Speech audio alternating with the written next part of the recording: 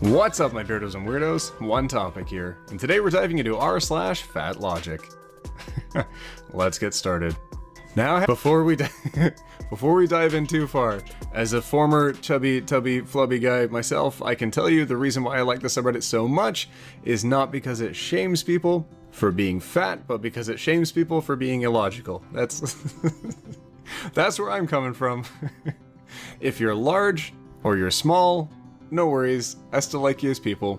But if you're large or you're small and you've got a toxic mindset, I'm gonna feel okay with laughing. And with that in mind, let's get started. Recognized experts over time. 1980s, leading scientist. 1990s, PhD student. 2000s, media expert. 2010s, Karen on Facebook. Oh no, we're regressing. Alright, just something to be noted. Maybe listen to your doctor. A great resource for what is healthy and what isn't healthy is a doctor. Please listen to your doctor. Once more, for the people in the back who didn't hear us the first 1,000 times, body positivity was created by and for fat people, and was not for thin people to co-opt. I'd be curious to see their sources on this one, because I'm pretty sure the body positivity movement was created for those who did not feel happy about themselves and how they looked physically. I'm not sure it was exclusively branded for those who were heavier.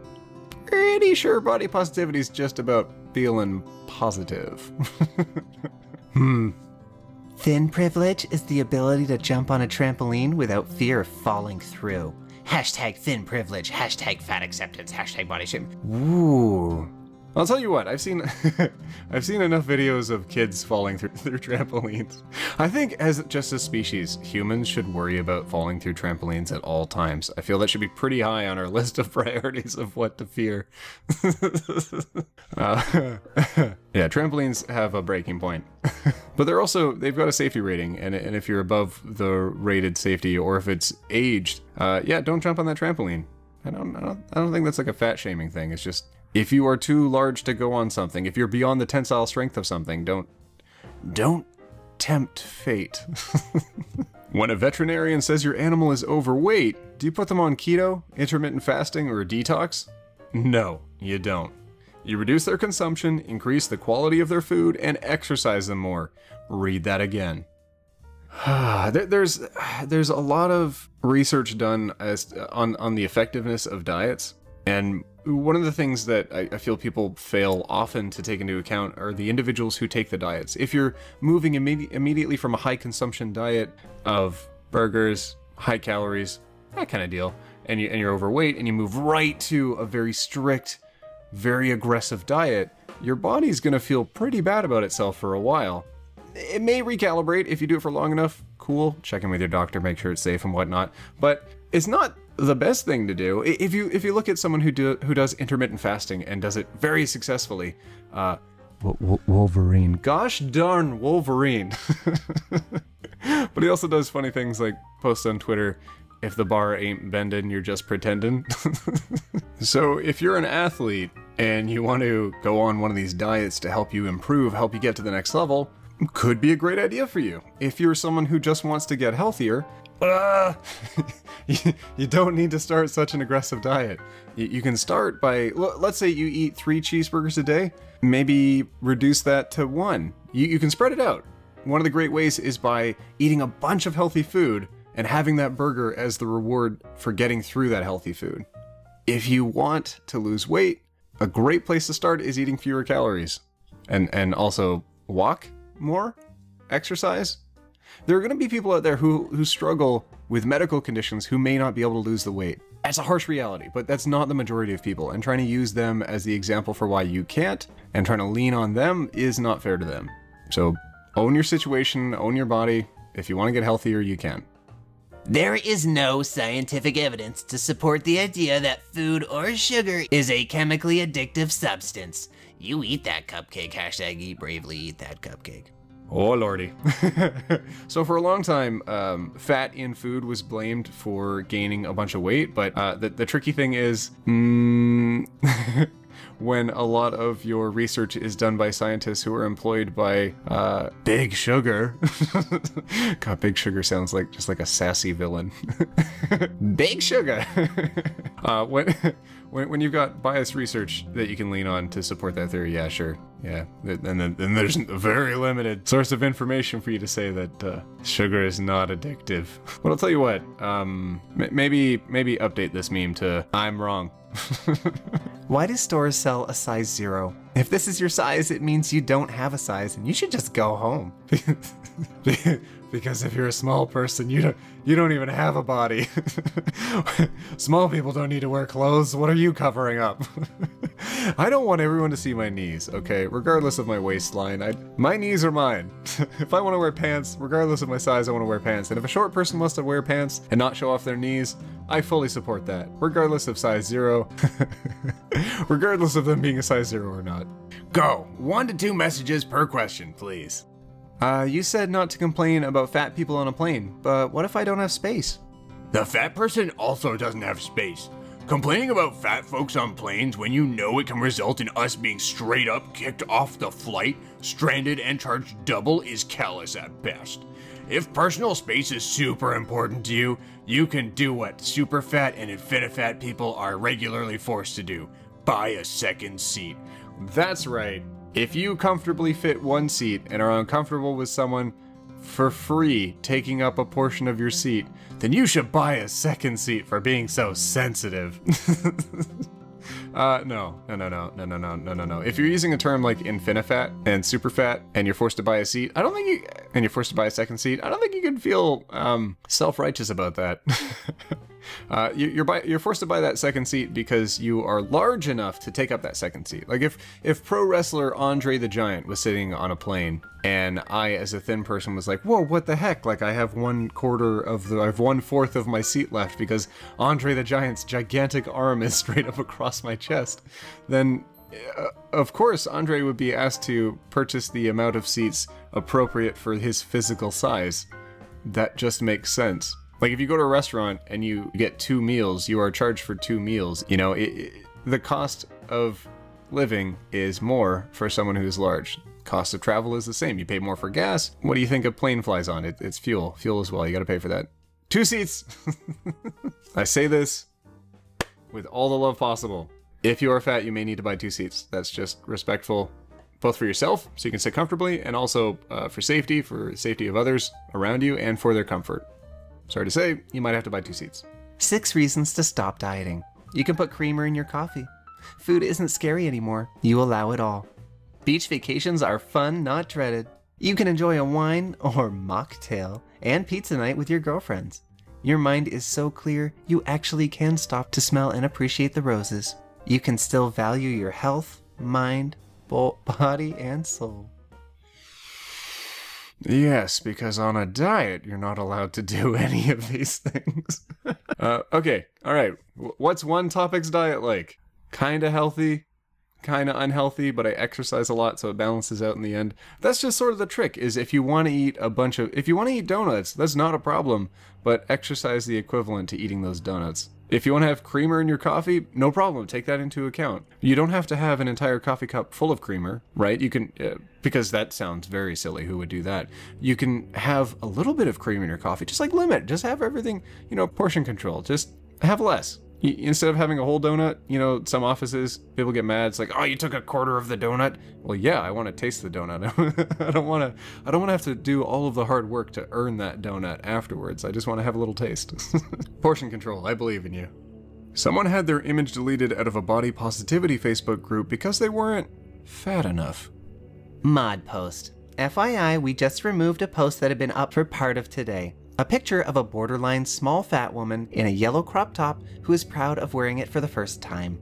It came to the mod's attention that the picture was upsetting to the larger folks in the group, as the OP did not read even as small fat to most of them, in deference to the large, super, and infinifat members of the group who expressed dismay and hurt at a non-fat pic being featured. The post was removed.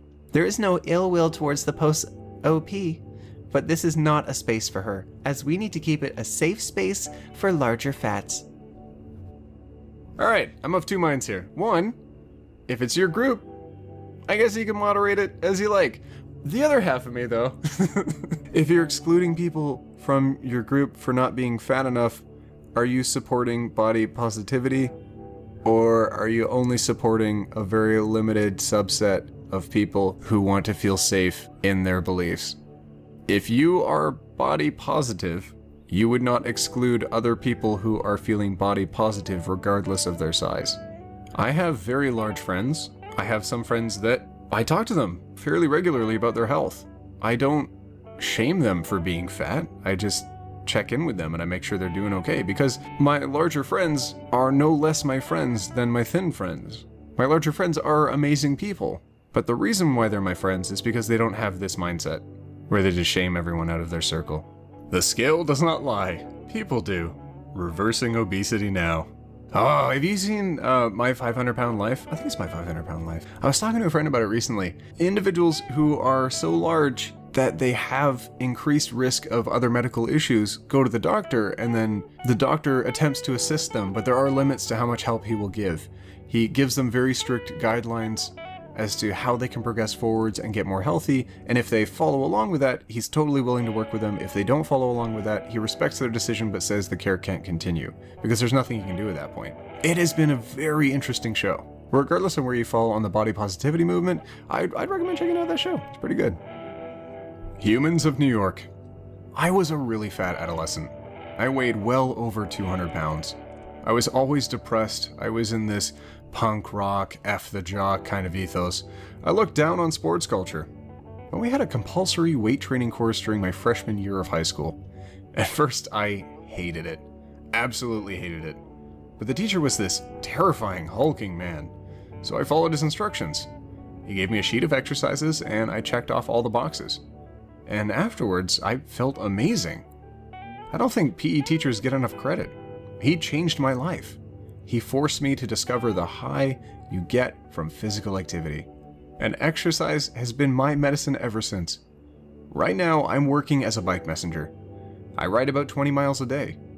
It's not even financially necessary because I own my own company. But it takes the energy out of my weird thoughts. It keeps me from honing in on the negative aspects of my life. Things are good right now. I'm very lucky. And that becomes clear to me when I'm physically engaged. So I always keep moving.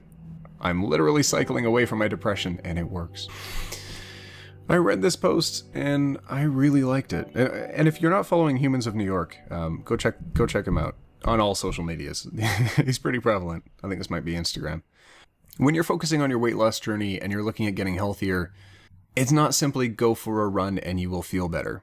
The thoughts that you may be having right now, the thoughts of the negative thoughts, the dark thoughts, you'll still have those, but you'll be able to focus on them differently. You'll be able to approach them differently when you not distract yourself with tasks, but engage yourself with different tasks. For myself, when I was losing weight, it helped a heck of a lot to have longer workouts. The first thing that I found very daunting when I was getting back into fitness was having those high-impact, short workouts, a lot of cardio, and being around a lot of really fit people didn't make me feel that great. But I didn't quit. I kept with it. In the end, oh my gosh, was it worth it. But at the beginning, what helped me was going to a gym. Sometimes I'd go early in the morning, sometimes I'd go late at night. It helped me to walk, it helped me to cycle. And I would just do that for longer periods of time. Instead of walking for 10 minutes, I'd walk for 40 minutes. Instead of going to the gym for 15 minutes, as some people did, their quick high rep workout, I would go for an hour. And I would space things out. I would make sure I was still completing everything I needed to do, but when I was starting, I wasn't rushing through everything. Because it helped me to refocus that spare time that I had in the day. And I don't mean spare like I wasn't needing to do anything else. I had a lot of stuff on my plate, but I put aside that time to work on myself instead of watching an extra episode on TV, instead of watching more YouTube, instead of sitting, playing video games, and eating chips. I just spent a little bit more time on me. And heck, if you're at the gym, you can still have your phone with you now. I mean, almost everyone has a phone now.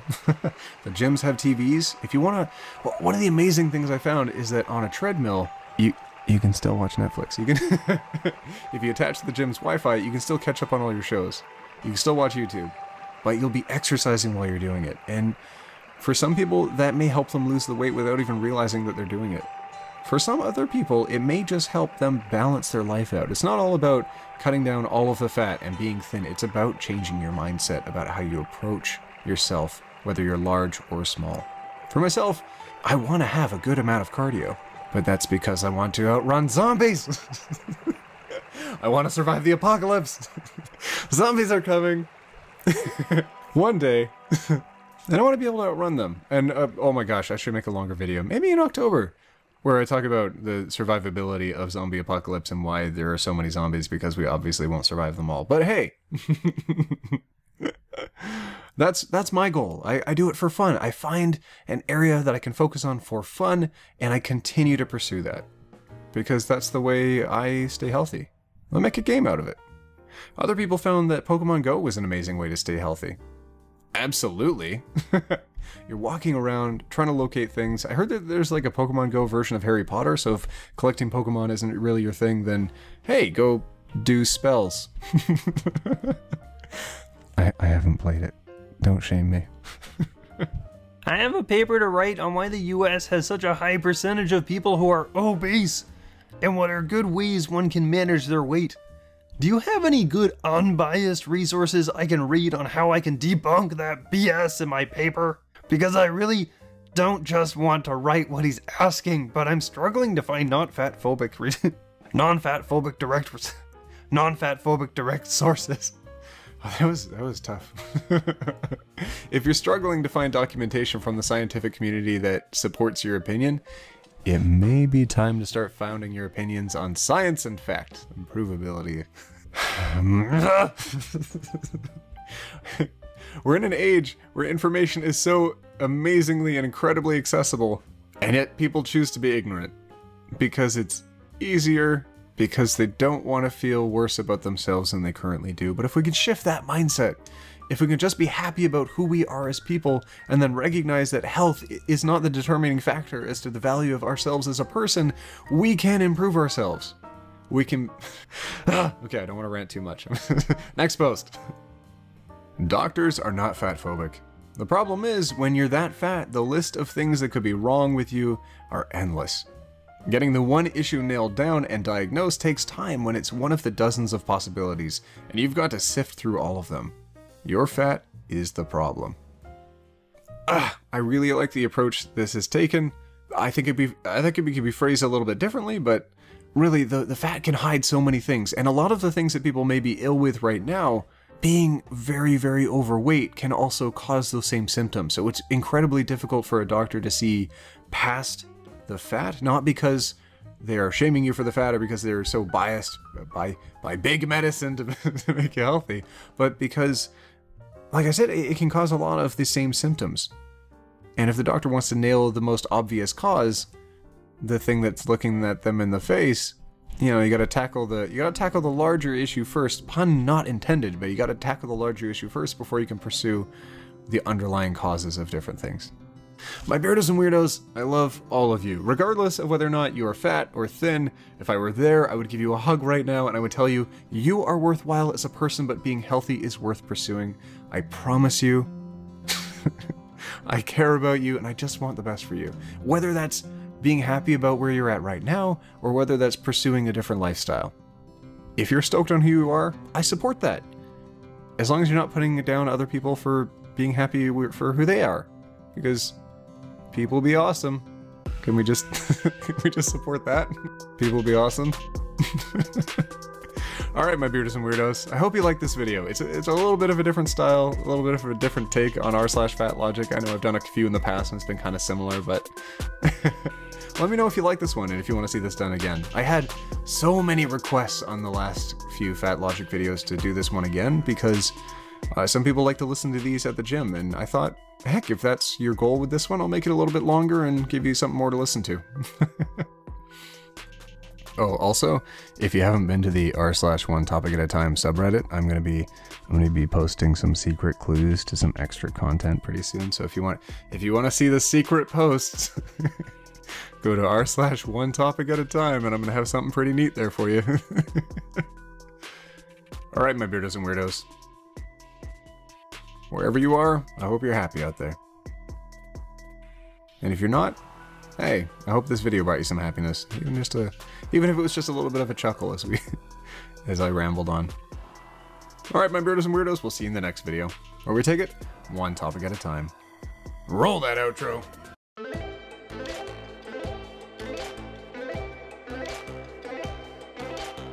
Ingrid Van Wise, Megan RB, Amosa Hyena, Renee Seal, Philip Stoppel, Nancy Hunter, Juliana, I'll Show Myself Out, Avery, Kristen, I'm Gay, Hunter Rosenshine, Percy, Ross Vegas, James Siegel, Nerd Counselor, Ren, Scoogs, Graham Rittenauer, Feline, AJ Whitworth, Milku, Melissa Mabe, Don Princey 99, Cac Theo, Jonesy, Effie Art, Lord Gorogok, Fred Gomez, Rusky, Catwolf, Mr. Big, Trey Adkins, and Don Maples. All of you are so awesome, and thank you so much for supporting the channel. It means so much to me. All of you are awesome. Thank you so much for checking out another video. We'll see you in the next one, where we take it one topic at a time. Bye-bye!